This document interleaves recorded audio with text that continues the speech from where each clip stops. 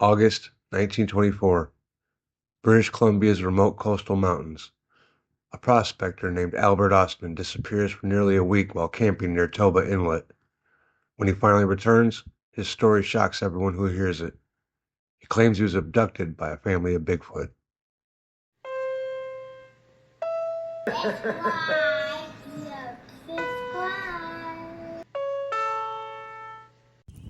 Albert Ostman was a tough man of his era, a Swedish-Canadian prospector and lumberjack in his 50s. By 1924, he'd spent years traveling across British Columbia's wild backcountry searching for gold claims. Locals often warned him about wild giants living in the mountains. He'd laugh them off. "I've camped all over these parts," he'd tell them. "If there were 8-foot giants out there, I'd have seen one." But curiosity is a powerful thing. In early August, while staying in Lund Harbor, Ostman hired a local native guide to take him by boat up Toba Inlet, a remote glacier-fed valley on the Sunshine Coast of British Columbia. His plan? Explore an old abandoned mine site rumored to have gold. The guide told him a strange warning. "You'll find gold up there, but you might also find the Sasquatch." Ostman laughed, thinking it was superstition, yet the guide's tone stuck with him. For several days, Ostman packed light and moved inland through thick cedar forest, following a small creek. He kept a .30-30 Winchester rifle and a .22 pistol for safety, plus a sleeping bag and about a week's food: bacon, coffee, canned milk, dried fruit. He eventually reached a high mountain basin and made camp near a slope of berry bushes. The setting was quiet, almost too quiet. At night, he began hearing strange sounds. Heavy steps near his camp, like someone or something walking upright. He thought it might be a bear. To be safe, he kept his rifle close and his food tied up. But one night, everything changed. Ostman later described that night vividly. He just drifted to sleep in his sleeping bag when something grabbed the whole bag, with him inside it, and lifted it off the ground. "I felt myself being carried," he said. "I couldn't move, I couldn't see. The thing was walking, swinging me like a sack." He estimated he was carried for 3 hours through the forest. Up steep slopes, he could feel tree branches brushing over him, could hear heavy breathing and long strides. When the bundle finally dropped, he wriggled free and found himself in a small mountain bowl, a hidden valley surrounded by cliffs, and standing around him were 4 huge, hair-covered creatures.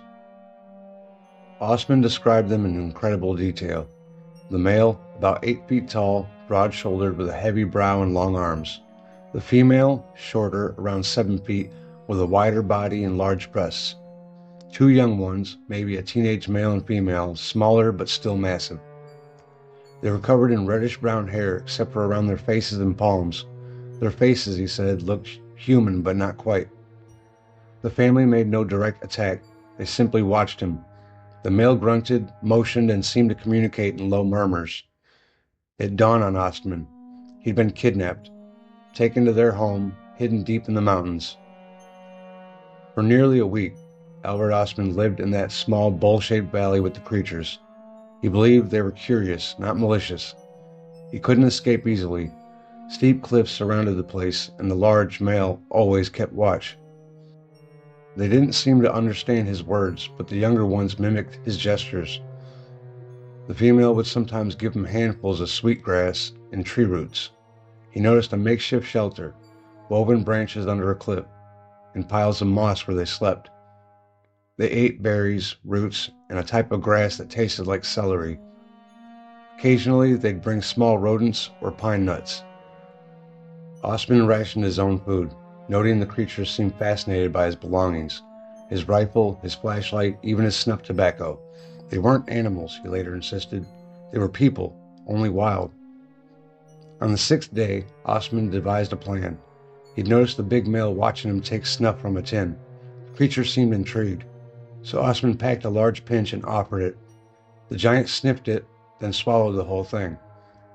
Moments later, the Sasquatch staggered, coughing, rubbing its stomach. It laid down, groaning, incapacitated.